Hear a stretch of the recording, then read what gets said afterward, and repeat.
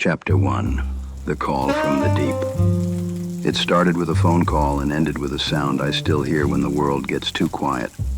I was in Lisbon drinking bad coffee and pretending I'd walked away from the business for good. The salvage game had chewed me up and spit out what was left, but the Atlantic doesn't care about your resolutions. When she calls, you listen. Word came in about a Nazi U-boat caught in a fishing net off the Azores. That was strange enough. But the details were worse. No rust, no corrosion. Like it had been parked underwater last week and not lost in the last days of a war we pretend we won. By the time I got to San Miguel, the wreck had been hauled to shore and covered with more tarps than dignity. The locals kept their distance, whispering about ghosts and curses like old women around a dying fire. I couldn't blame them. Even from 50 feet away, the damn thing felt wrong. Too clean. Too whole, like time had skipped her. They brought me in because I'd spent enough of my life crawling through wrecks to know when something was lying. And that U-boat was lying. The hull still bore its number, U-511, a boat that disappeared without a whisper in 1944. The men who'd gone down with her, never found, never named. But here she was, pulled from the deep like a lost tooth. The ocean spitting her back out like it had changed its mind.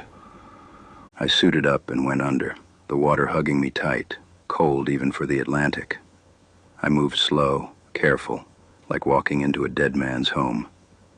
Inside the sub, everything was dry, not just preserved, immaculate.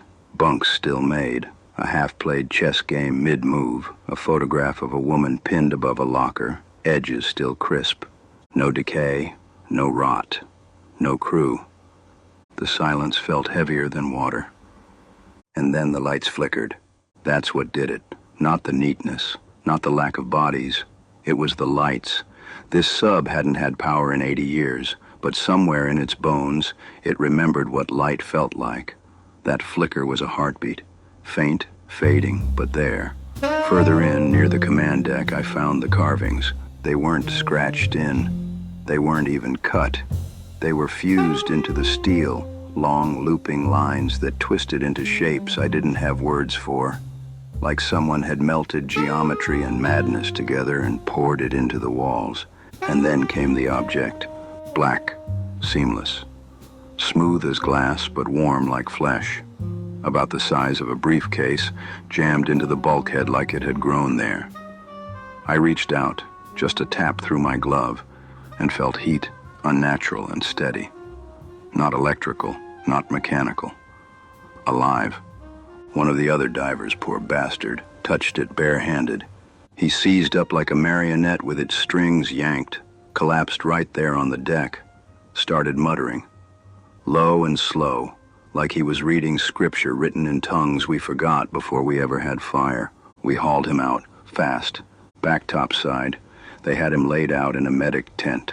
Eyes glassy, lips still moving. No one wanted to admit they couldn't translate what he was saying.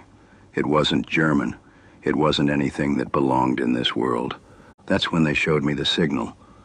A listening post had picked up a Morse transmission 5 days before they dragged the boat up.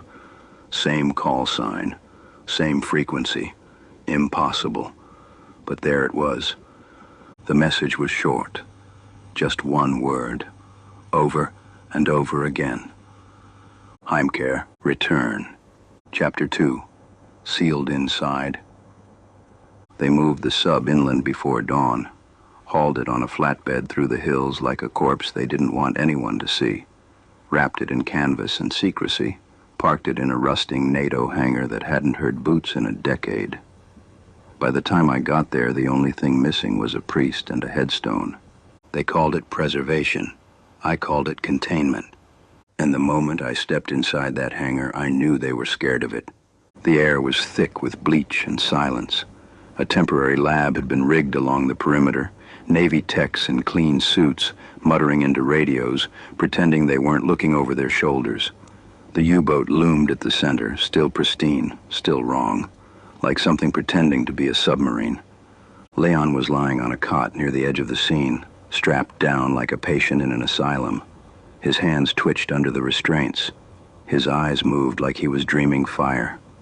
Every few minutes, his lips moved in whispers none of us could follow, words with too many consonants and not enough mercy. The doc said seizure disorder. I said nonsense. One of the techs played me the audio they'd recorded while he slept. I didn't understand a syllable, but the sound made my skin crawl, like something old and hollow was breathing through him. That's when the spook arrived. He didn't give his name, didn't need to. The suit was black, the shoes were polished, and the haircut was regulation. He moved like a man who'd been briefed in languages no one spoke anymore. Said he was cleared for the site, cleared for me. I told him the wreck was a lie wrapped in steel. He didn't disagree. We walked the length of the sub together.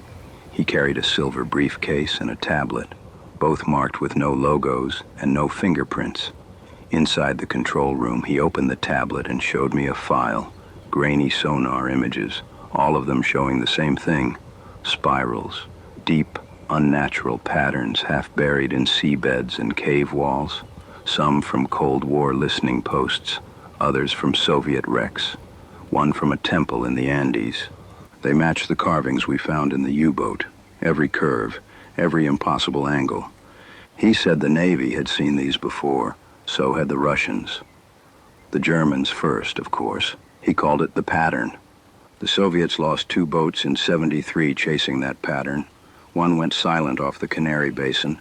The other turned back early, crew half mad, claiming they'd seen cities under the waves, heard voices from the hull.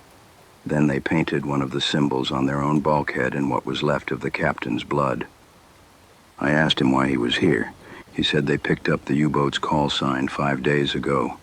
Morse code, repeating, Heimkehr, return.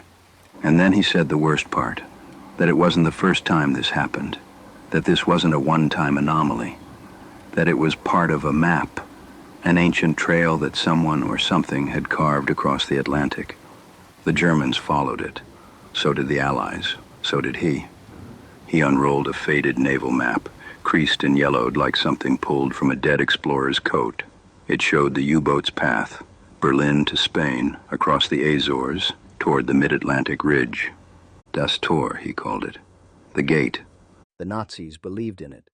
They weren't just trying to win a war. They were trying to find what came before us. He tapped a location near the ridge. Poseidon's Eye, they called it. An ancient fault line buried under miles of volcanic rock. A place where signals vanished and wrecks sank in silence. They thought Atlantis was a metaphor. I started wondering if it was a warning. He showed me one last thing before he left. Another black object. Not the tablet from the sub. This one had been pulled from the ice in Greenland 2 days prior. Same shape, same impossible heat. Still warm after all that time. This one had been transmitting, not a language, a pattern, a pulse. He said there might be more. Dozens, hundreds, waiting. Then he handed me an envelope. Inside, clearance papers, a flight pass, orders marked in red. We were going out again. A new dive, a new ship, this time straight to the source. They were calling it an exploratory survey. But we both knew the truth. We weren't going to find something. We were going to wake it up. Chapter 3, The Pattern. The flight to Lajes felt like limbo with turbulence. Nobody talked much. Half the crew were techs with dead eyes and clipped beards. The other half were suits who knew too much and said even less. I spent most of it staring at the horizon and wondering what kind of man boards a plane knowing the only thing waiting on the other end is something older than language. They called the ship the USS Ardent, a retrofitted research vessel with enough sonar to paint the sea floor in high-res nightmares. Looked like a floating lab crossed with a Cold War warship, because that's exactly what it was. Everything inside smelled like bleach and copper and secrets. They gave me a bunk the size of a coffin and a dossier thicker than my wallet. Most of it was redacted. The rest was speculation dressed in jargon, references to acoustic anomalies, heat blooms, pressure changes at non-tectonic depths. Buried under the science was a pattern, not just in the data, but in history. I started seeing it everywhere. 1944, U-511 vanishes. 1959, a British survey ship disappears near the Azores Trench. 1973, Soviet sub K-46 reports seismic patterns that don't match plate movement, loses contact. 1981, a French marine geologist claims to find non-volcanic stone formations under 12,000 feet of water. Dies in a car fire 3 days later. Every piece of data led to the same place, a swath of ocean floor roughly the size of Rhode Island. Nothing should be there. No islands, no ruins, no gateways. But the pattern disagreed. The onboard sonar team called it a fluke, a glitch. Said the shapes they were reading were optical illusions, artifacts of data compression. But I'd seen those shapes carved into steel, burned into a dead submarine like a warning no one could read. Late one night, I found one of the techs in the map room scrawling spirals on the wall with a grease pencil.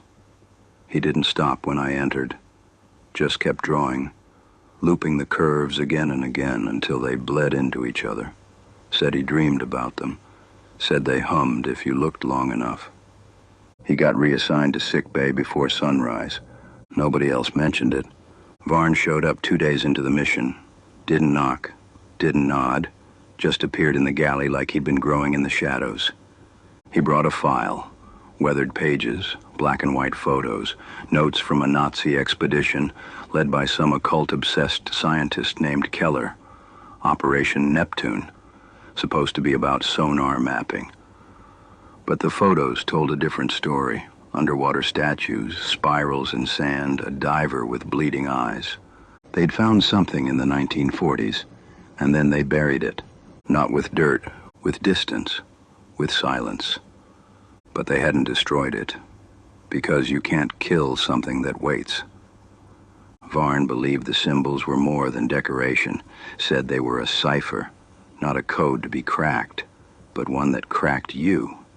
The carvings rewired perception, changed how you saw time, history, self. That's why the diver muttered, why the text sketched in his sleep. The pattern wasn't a message, it was a doorway. And now we were headed toward the keyhole. The ship's sonar pinged something 200 nautical miles west of the ridge. Anomalous return, perfect angles, triangular geometry. The seafloor doesn't do straight lines, not naturally. But this was precise, engineered, waiting. We changed course at midnight. No one said it, but everyone felt it. The air got heavier, the dreams got darker, and I kept seeing spirals everywhere, in coffee foam, in the scuff of boots, in my own breath on the mirror, like the pattern was inside us now, growing. Here's Chapter 4, The Temple Map, carrying on in Jake Flanagan's dark, brooding tone. The descent begins. Chapter 4, The Temple Map. By the time we hit the ridge, no one was sleeping. The crew walked like ghosts, eyes hollow. Conversations clipped, unfinished. People forgot names, forgot meals. One guy stood in the galley for 10 minutes staring at an empty mug like it held the end of the world. Whatever was down there, we hadn't touched it yet, but it had already touched us. The USS Ardent dropped anchor above the coordinates just after dawn. The sea was calm. That made it worse. Flat ocean's never calm. It's waiting. Sonar lit up with readings that made the text speak in whispers. Beneath us, a rise in the seabed shaped like a perfect octagon, fused into a crater of volcanic glass. No tectonic fractures, no sediment layers, just cold, clean symmetry under 6 miles of water. The lead sonar tech, Miller, I think, pulled me aside. Said it didn't make sense. Said nothing natural looked like that. Said he was hearing tones in the returns, not echoes, not wails, notes, harmonies, like music. He didn't come back from his break. They found him in the nav room, curled up with a map he'd drawn in his own blood. Spirals again. Always the spirals. We sent a remote down first. a little yellow coffin with cameras strapped to its bones, fed us live footage, gray rock, black sand, then something else. Geometry, a wall of stone, too smooth for erosion, too straight for coincidence, covered in glyphs that pulsed when the light hit them, not reflected, emitted. The tablet came next. We lowered it in a pressure chamber, sealed like a sarcophagus. The moment it crossed into that trench, the feed fuzzed. When it hit the ruins, the signal pulsed, not static. A beat, then a tone, a frequency we didn't recognize, but every dog on board howled at once, ears flattened, tails tucked, one bolted over the railing, gone. They say animals know. We prepped a dive. Varn briefed us in the hold. If you can call what he did a briefing, it was more like a confession. He said the carvings matched ruins found in Antarctica under 2,000 feet of ice, that they weren't supposed to be there, that they predated us, not just civilization, United States, humanity. He said the tablet was reacting because it recognized the site. I asked what that made the site. He didn't answer. We went down in twos. Me and a Navy diver named Roth took the lead. As we dropped, the water pressed in. More than weight, more than pressure. Felt like the ocean was watching. The ruins came into view like a hallucination you could touch. Massive stones stacked in impossible patterns. Arches, pillars, symbols that squirmed when I looked at them too long. At the center, a gate. Two monoliths rising from the seabed like broken teeth, leaning inward, forming a perfect circle between them. The moment we brought the tablet close, it started to hum, soft at first, then louder. Roth grabbed his head, said he saw cities, towers underwater, lights that didn't shine. They whispered. He screamed and his feed went dead. I tried to reach him, but the current shifted, sucked me toward the gate. I fought it, kicked, pulled, managed to grab the side of a stone and hold. The tablet floated from the case like it had its own mind, slid through the gate like a key fitting into a lock, and then everything stopped. Not silence, something deeper, like the whole ocean held its breath. The humming became words, not out loud, in my head. Return, return, return. I blacked out. When I woke, I was on the deck, salt in my lungs, blood in my ears. The sky above me looked wrong, like it was waiting to collapse. Roth was gone, no trace, just his helmet spinning in the surf. And somewhere below, that tablet was glowing, calling. Chapter 5. First Contact. They sealed the dive logs after Roth disappeared, claimed the camera feeds were corrupted, the oxygen records glitched. But I know what I saw, and I know what followed me up. The Ardent didn't feel like a ship anymore. It felt like a waiting room. Everyone quiet, pretending they didn't hear the hum that leaked from the tablet case like steam off a corpse. The air got thick, lights flickered, water systems started cycling on their own. More than once I heard the bulkheads creak like they were answering to something deeper than pressure. Varn wanted another dive. Said the gate had responded and we needed to finish the sequence, like it was a ritual, like the thing below was waiting for its second offering. He showed me data from the tablet, readings of gravity warps, localized magnetic distortion, and what he called temporal resonance. Said we were brushing up against an intelligence not bound by time, that it was older than memory, maybe older than matter. He said it could show us the truth.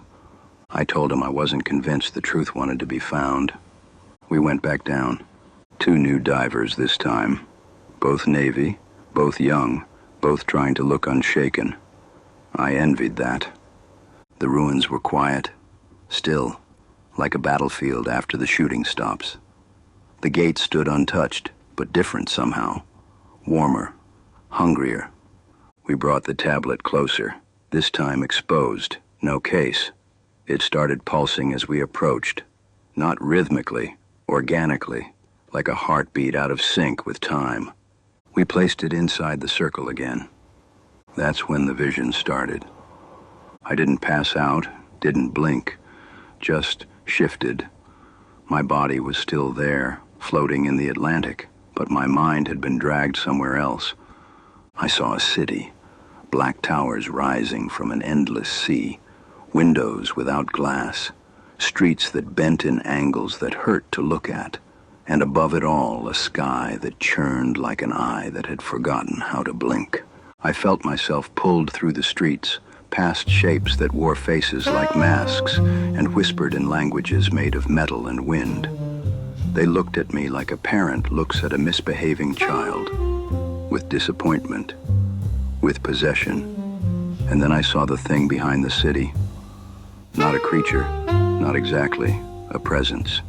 Shape without form, mass without gravity. It blinked, and the world cracked. It breathed, and time folded, and it knew me. It knew my name, knew everything I'd buried in the dark corners of my mind. Regrets, shame, guilt. It peeled them open like pages in a book. Not to judge, to catalog. I came to on the deck, vomiting seawater and blood. One diver was screaming, the other unconscious. The tablet was cool to the touch, and the sonar tech,